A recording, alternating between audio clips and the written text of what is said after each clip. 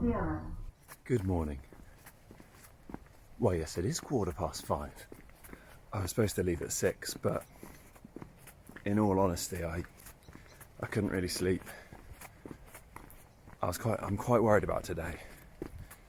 It's 40 miles, so to give myself the best possible opportunity, I've got up very early so that I don't have to walk as fast.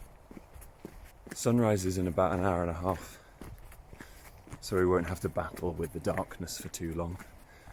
That's why I'm looking sexy and sort of redefining fashion with this look, to be honest.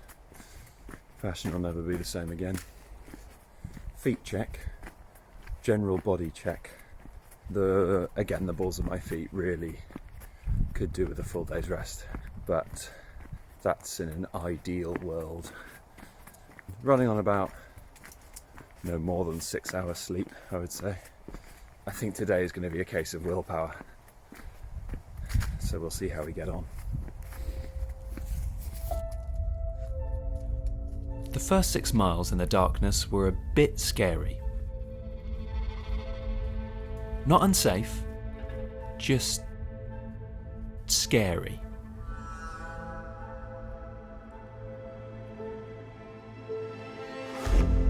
As the sun rose, I realised I was missing one very essential thing. I don't have any food.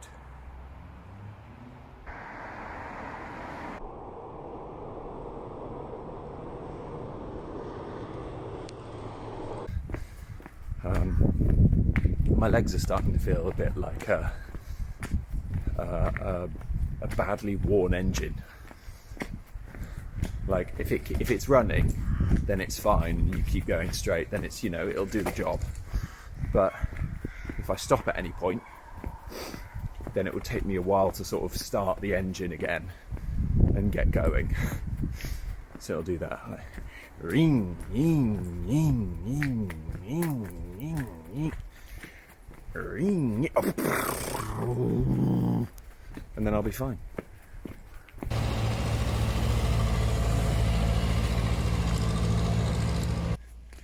Can anyone tell me where I am? The morning was full of bleak British countryside with, at times, a distinct lack of pavement or footpath. And then, of course, the rain came. I think I've done about 12 miles, so over a quarter of the way today, and I believe I'm over halfway in total as well, which is nice. Another half to go then.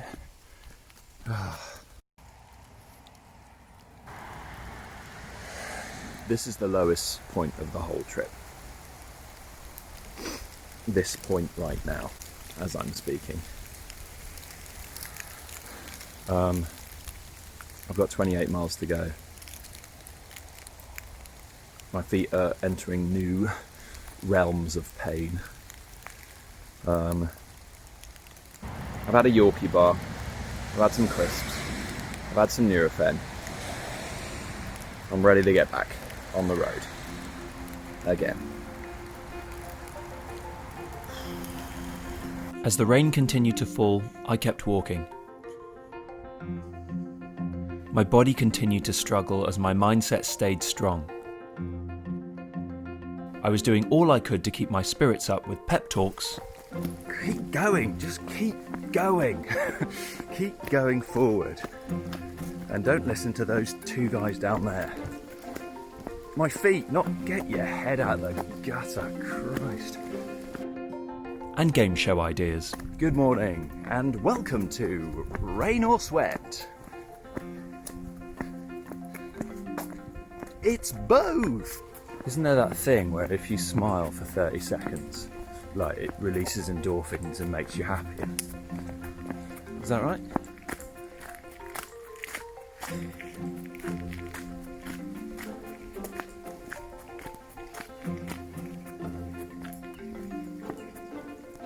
It doesn't work. I've lost 45 minutes in the first 5 hours that I've been walking today.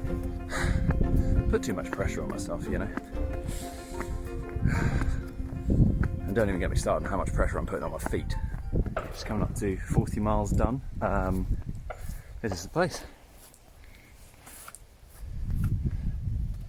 I'm a bit unimpressed, but still mustn't grumble.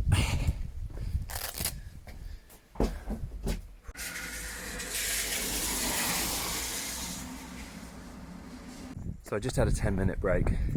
Breaks are good, man. Who knew? I've only just seen. Look at that.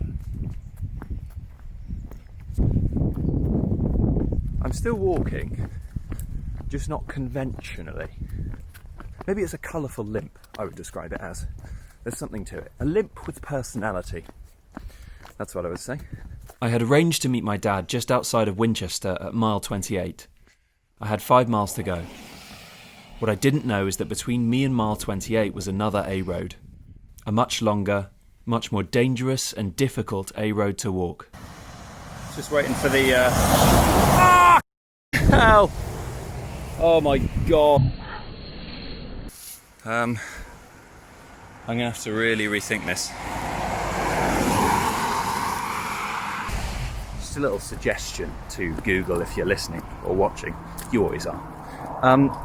Maybe when you do walking routes for people, maybe don't take them along a dual carriageway. You can't really walk along a dual carriageway. Just a bit of feedback, because I'm not very happy with you right now. This is really hurting my feet and just making it incredibly difficult to keep going. This is the closest I've come to thinking, stop here. There's something's going on with the sole of my right foot.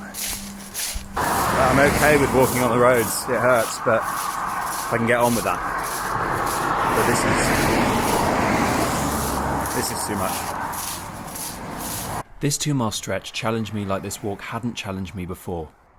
I was having to walk and run occasionally to checkpoints when cars weren't coming. The long wet grass on the side had essentially waterlogged my boots. My feet were soaking. I had 12 miles left. My dad picked me up and we had coffee and lunch in his car, and I made a decision.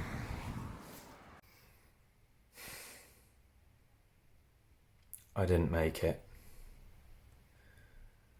I met my dad at mile 28 and took off my boots and my feet were soaking. I just know that if I'd finished those 12 miles, I wouldn't be able to do tomorrow. I made a decision to rest my feet for today, throw in the towel early, and make sure that I get the final 25 miles tomorrow done. So my dad drove me to Romsey, and I'm staying in this very, very, very luxurious place, which I do not deserve because I didn't finish it. But it's good to put my feet up. I think I made the right call looking at my feet, and I think I'll have enough to cross the finish line tomorrow with no more interruptions.